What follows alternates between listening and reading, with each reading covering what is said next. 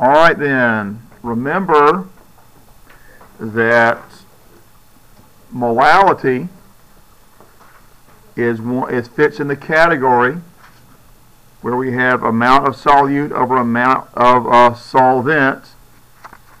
And so what we want to do is to start with the amount of solute in the problem with the units that you're given in the problem over the amount of solvent with the units that's given in the problem. So that's what I did here. I put the amount of solute over the amount of solvent.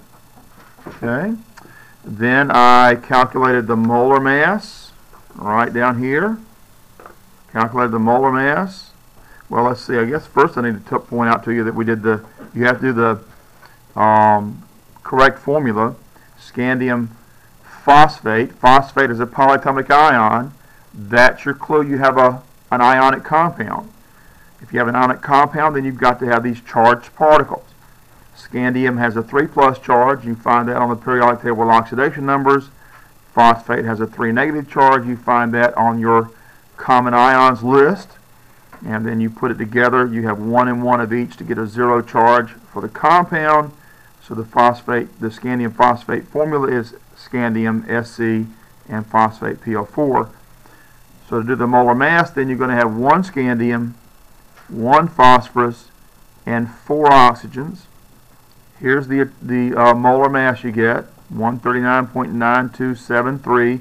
In this case, you do have to round off the last 2 digits on the right because there are 2 empty slots over here.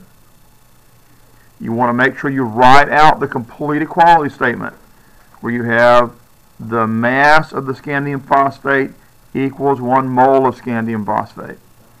Then with that complete mass, we can build a conversion unit here, taking the equality statement where we take what's on the gram side with the scandium phosphate on the bottom here to match the starting amount up here, and the 1 mole on the other side of the equality statement goes on the top.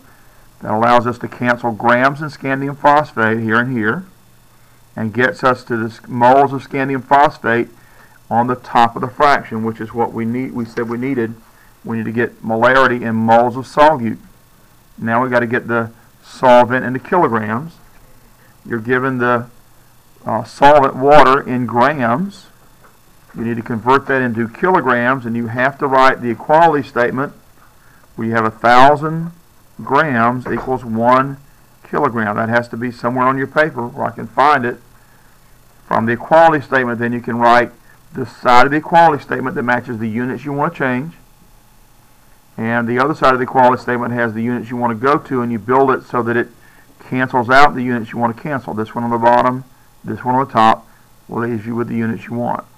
So now we have our solvent water in units of kilograms on the bottom. You do the math and you get this number, 0.007075810,152, or maybe you have a few less digits than that, that's fine. The units we have left are moles of scandium phosphate and kilograms of water on the bottom. And moles of this solute over kilograms of this solvent is molality. And you can just replace this part of it right here with this M as long as you say this is a scandium phosphate solution. Again, we're naming the solution for the solute. We don't even have to mention the name of the solvent because the solvent is water. Any other solvent but this, Mac, Summer, we'd have to name. Okay, our answer. Now, the answer is 0.0071. You round off to 2 digits. The zeros, the leading zeros here are not significant. This measured number right up here has only 2 significant digits. Leading 0, 2 significant digits. So for this measured number and this measured number and this calculated number, we're going to choose this number of digits in our final answer because we want the least digits. We want to have our final answer to be no more precise than the least precise measured or calculated number in the problem. So we have 2 digits in our final answer. You can also write it in scientific notation. If your calculator gives it to you in that form, that's perfectly okay.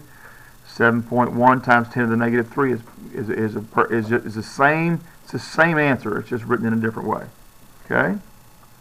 Any questions about solving that problem? Is any answer successful, or do you have to write them back? What? No, one or the other is fine. You don't have to write them both. No. The only time you have to write an answer in scientific notation is when you have to round off a number in the ones place. Now, it's a lot easier if you got like 15 zeros, after the decimal place before you get to a non-zero digit. It's a lot easier to write that in scientific notation. I would suggest you do that, but the only requirement is that you write it in scientific notation if you're rounding off any number in the ones place. Any other questions? All right.